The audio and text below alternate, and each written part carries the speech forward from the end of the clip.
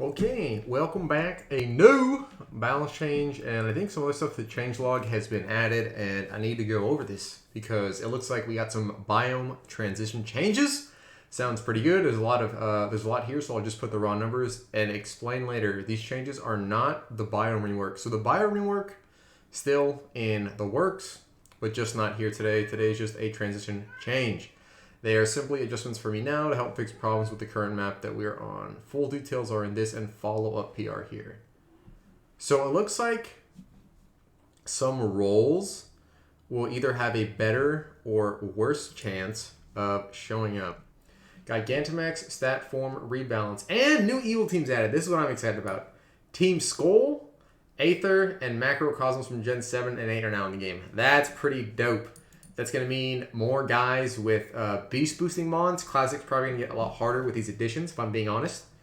Magma Grunt admin pool loses Turtonator for Capsicid. Okay, I don't really care about the Pokemon that they have. I'm always going to beat them anyways. Evil team leader changes. Archie 2, Kingjo replaced with Empoleon, Gorbass Huntail Slot replaced with Overquill. Camera froze, perfect spot. I'm just going to leave it. Cyrus 1. So I guess these are just Pokemon changes. To Archie, Cyrus gets his Lysander and Lysander 2. So both Lysander fights. Just the first Cyrus fight, second Getis fight, and second Archie fight. Went over the passive and egg move changes. Here we go. Dark Void. Accuracy has changed back to its Gen 4 through 6 implementation of 80% accuracy, up from 50%. I think they need to do this back in the main series games as well. I don't know why dropping it to 50 just because Smeargle could learn it made it any better when Smeargle could just learn Spore. But I digress. I know Spore can be walled by grass types in certain mons. Zippy Zap has been reverted back to its Let's Go Pokemon implementation and now functions as a 50 base power crit move with +2 priority. Over 80 base power raises evasion +2 priority that causes death or extreme unfair prosperity of so many runs. I never ran into that because I would just kill it, but I can see you just need one really unlucky turn and your Zippy Zap sweeped your whole team. TM compatibility fixes included in these PRs for various Pokemon previously missing them. Oh, I'm downloading another virus. You know what? I'm not going to go through that. That's a lot there. That's a lot to go through. Trainer Pokemon should now be fully evolved by Gym 3. I think that's level 45, which is fine, or maybe 35. Felt it was a bit off going that far in a run and fighting unevolved Pokemon. But if a Pokemon doesn't evolve until level 54 or 64 in the case of Hydreigon, then what's the point of them? They should just go. They should be evolved by whatever level they evolve at, and then maybe for boss fights a little earlier. Partner Eevee, Gmax, Pikachu now learn their signature moves. Details here. I don't really care for that. I never played these games. I'll be completely honest. I only played it maybe for the Brilliant Diamond, Shining Pearl save data to get a Mew or Jirachi. With the above, cosplay Pikachu no longer spawns Max Mushrooms or Thunderstones in the item pool. I guess that these are probably items that didn't work but spawned because it was a Pikachu and regular Pikachu could learn those. But now let's look at the regular changelog. Run history update change. Alrighty, major changes. Run history. Save up to 25 runs per device. I don't know. Oh, up to 25 per device? Does that mean I can just have 25 different saves and if a double or triple event comes around, I can hoard 25 different saves for endless runs? That sounds insane. I do want to look into that. That sounds really dope. Because I thought this was maybe the Hall of Fame, but I think this is different. New challenge, Inverse Battle. Pretty cool. Introducing Gen 5. Now coming back in PokeRogue. Brilliant. More ways to have fun and test everybody. Test your skills against new villains like Lusamine and Chairman Rose. So they are here, the Aether Foundation, and the Gen 7 and 8 evil teams. New audio settings. Alright, minor changes. Better customized gameplay experience. I feel like it was pretty good before, so whatever they added, hopefully it helps. Players can choose default location of the shop cursor. I didn't realize that was an issue, but maybe now it's a option to swap. Kind of cool, I guess. Vouchers can now be found in achievements. I didn't know you couldn't find them there. That's fine. Improved indicators for type effectiveness. Correctly representing type-changing moves and abilities like Hidden Power and Pixelate just in time for taking on inverse battles. Wow. The Endless Plains loop has ended in Endless. Yeah, okay, after I finished my run, this was intentional. This has targeted me. Unbelievable. Players will land in a random biome after defeating an end biome boss. This was literally my idea, except that every time you defeat a level 50 boss in Endless, it should take you to a rare biome for 5 levels. And then keep everything else the same. This is, I guess, kind of cool. I don't know. I guess that's kind of to be seen. I feel like it's not going to make too much of a big difference, if we're being honest. But in some cases it will, and those are the cases that I guess matter. Gigantic forms have been rebalanced with new abilities and stats. I want to go check those out. Change the biome, sprite, and icon updates. That should be nice. Moves. See, here it is again. Dark Void. Damage of single target moves in double battles now correctly calculated. I thought they fixed that like 2 updates ago. I guess not. Implemented forecast. Wow. Cast form. Finally viable. Big update. Big update. Addressed bugs impacting Moody, Disguise, and Pixelate and other similar abilities.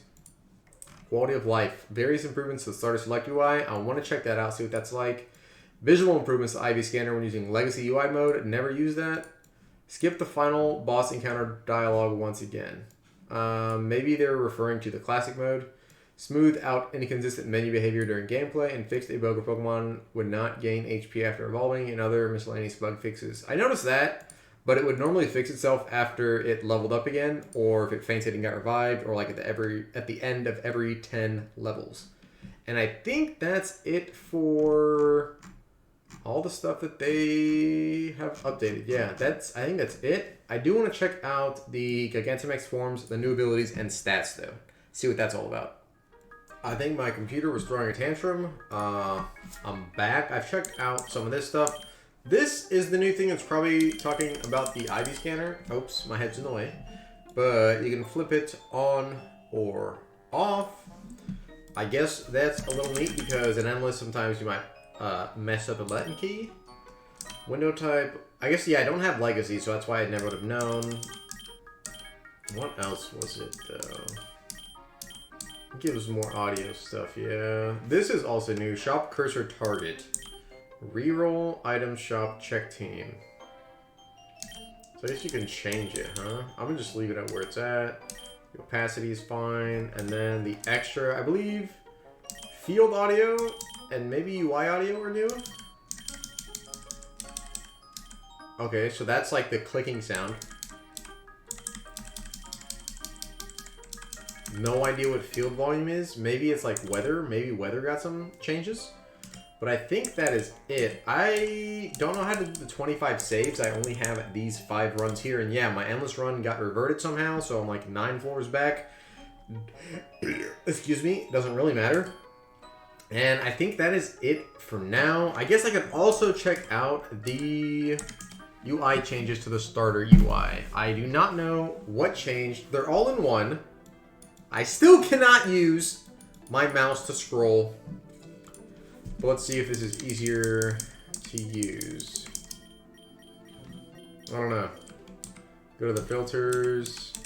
Okay, this is easier to use. I think last time you had to like back out of, you had to like hit the back button and then you would go to the cursor. So the fact that you're able to just go left to right here is fine because all the option menus are up or down. So that way you don't mess up your keys. Okay, I think the UI update is a lot nicer now. A lot nicer, mate. Yeah. Okay.